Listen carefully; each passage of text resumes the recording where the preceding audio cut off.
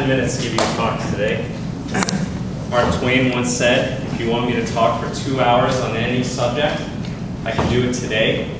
If you want me to talk for 5 minutes, I need 2 weeks to prepare. So today, to start on the topic of love, I wanted to talk about the Greek version of love, which involves 4 different kinds of love.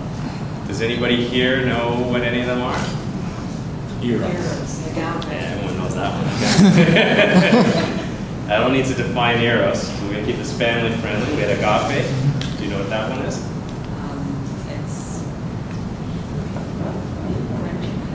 It's not. I think agape is the closest thing that we have to what we call love, which is like that really strong kind of feeling.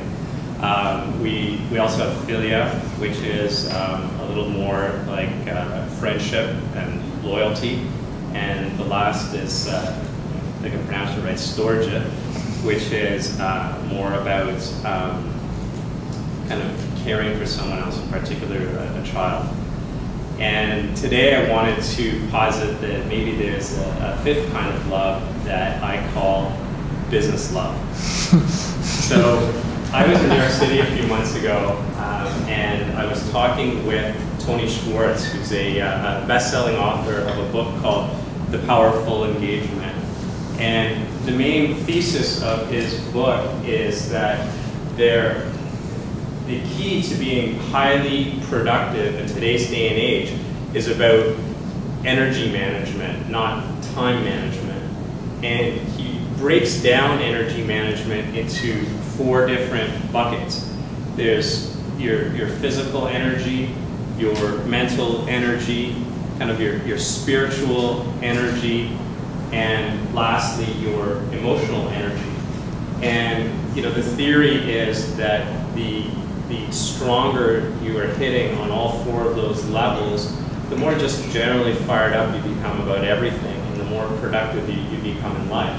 And so I said to him, I said, well, if emotional energy is one of the key kinds of energy, I said, then is not love the most powerful emotion that we have? And he said, well, there's 2 things that I don't talk about. One is religion, and the second is love. And so I said, well, I get it. He's sort of works, as a consultant to big business, and has this blog with Harvard Business Review, and I understand not talking about religion, but I was really surprised about not talking about love, and I think that ultimately love is about relationships, and I think that workers' relationship to work has really evolved, over through the ages. We started with, the agricultural revolution, in which I think for the first time people actually owned stuff. Then we, kind of moved into the Industrial Revolution, in which, people worked for money, and generally they were happy to just have employment so they didn't starve. After that, we kind of moved into the, scientific age, and in that age, wages started rising. To get the best workers and the most engaged people, you had to start paying them more. And then we moved from that kind of into the knowledge economy. And in the knowledge economy, it started to kind of become about, benefits and a little more about quality of life. You started seeing, chefs in the cafeterias and daycare that was provided, and, fun work environments. And, I knew a lot of companies would, have a few drinks on Friday and open up the fridge, and everyone would kind of relax together. And that became sort of the way that you got kind of the best and brightest people to work for you. And to kind of paraphrase Seth Godin, I think that what we've moved into now is really what we call the creative era. And in order to get the best and brightest of the creative people and have them be fired up, it's really about engagement. And in my view, engagement is really, part of a spectrum in which you have kind of engagement on one side, and really engagement for me is just a very light version of love. So you have sort of full-on love at the other end of that spectrum. every year I go to the Profit 100, which is this sort of gathering of the 100 fastest growing companies in Canada. And they all get together, these CEOs, and I sit down at a table, and around me sits about 8 of these people. And what we do is we just go around the table, and everyone shares what their number one problem is. And then we kind of pick the most common problem, and we talk about that for an hour. And every year that I've done it, we've ended up talking about people. So how to find the best people, how to keep the best people, and how to keep the best people engaged, right? And really part of the work experience. And so if we agree that we're in the creative era, and the way to keep people happy is to keep them engaged, and the engagement solves the people problem, then you get into the question of, well, how do you engage your people? And this has been something that we've worked on for, I'd say, well over a year. We've really put a lot of focus on in our company. What I'm going to share with you are what I've seen as kind of 3 big stages that we went through in creating a culture of highly engaged people. And most companies have core values, right? We talked about that. And most companies, I think, also have employees who see these core values as being mostly empty and meaningless. And the first stage that we did in this sort of, we call it maybe a cultural revolution we had, is to really define what our core values are. And our core values really ended up being what we call love values.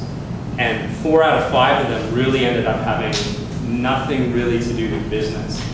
So our love values are be great, be happy, constant personal growth, internal cultural innovation, and the last kind of businessy one that has to do with what we do is brutal accuracy and efficiency. So we've got these core values that really call to people, and we started pushing it out. And what ended up happening is you have these people who come from this culture of not believing in this soft stuff, not believing that we mean what we say in regards to this stuff. And it really got to the point where even a few people, and one person in particular, was sort of outright hostile to these concepts. And we did get to the point where we had to take them aside and say, look, you don't have to buy into this. In fact, we're going to give you a hall pass. You don't have to participate in any of this sort of soft, airy-fairy kind of stuff. But in order to get the hall pass, you can't be negative about it, okay? You've got to keep your mouth shut and just let there be a space in which other people can let this grow. And there were even a lot of discussions behind the scenes on the executive level of, should we really be doing this? Are we taking away from the real work? And blah, blah, blah, blah. So we've defined our core values, and the 3 stages really we went through was the first, it was kind of like getting people to handle their own lives. And a lot of companies are sort of moving towards this, and what it was giving people real flexibility in how they did their work and when they did their work. And most of our people work from home. Most of our people, some people like working at night. Some people have children. They got to work around those schedules. And what that allowed them to do is to have things in their own personal life handled.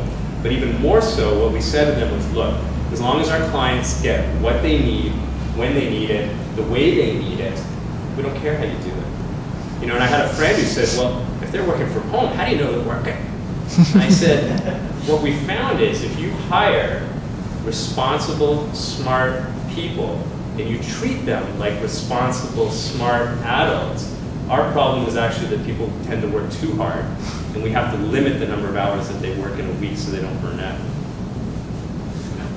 So we gave people the flexibility. The next thing actually came from one of our people. Because we don't get a lot of face time with each other, one of our employees came up with this idea where for people who didn't already own one, we shipped out an Xbox, a Kinect, and a headset to everybody in our company.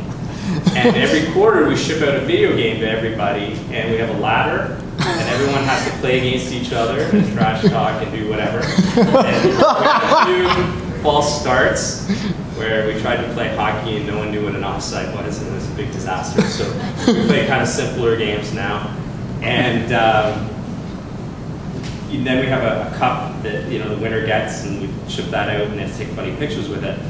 And just to be clear, a lot of people will think, oh, that's a Gen X or Gen Y thing. So the person who came up with this idea was about a 50-year-old female in our business. And no one in our business is under the age of 30. So I don't think we have any X's or Y's in our company. For most people, this was the first time they'd ever played a serious video game. So that was fun, and that's created really great energy. And then really our biggest home run came from one of our execs. Is we have something that we call Learning Fridays. And so every Friday between 10 and 11 a.m., we have a presentation through GoToMeeting that's led by one of our people, in which they teach something that they know that could be of value to everyone else. So it started with the exec to get that ball rolling. And more importantly, the first employee to step up and do a Learning Friday did it on the topic of joy and happiness. And talked about just how being happy and being joyous and everything you do just brings that really great level of energy. So that was great, but even more surprising was the next person who went up, who in my opinion, I would have voted the person least likely to ever lead a Learning Friday. I would say, in all fairness, she was not a super happy person when, in her home life, when she came to join us, very shy person. And her topic for Learning Friday was rediscovering your passion for life. What do you guys really think about that? We had a whole hour discussion about that and what it meant for her to work with us. So, to recap, we have a world in which the #1 issue facing employers is people. If we agree that empowerment is the way to solve that problem, and then if we further agree that empowerment is really a subset of what we call love, then maybe the way forward and the way to be truly successful in business is to bring those two disparate worlds of business and love together.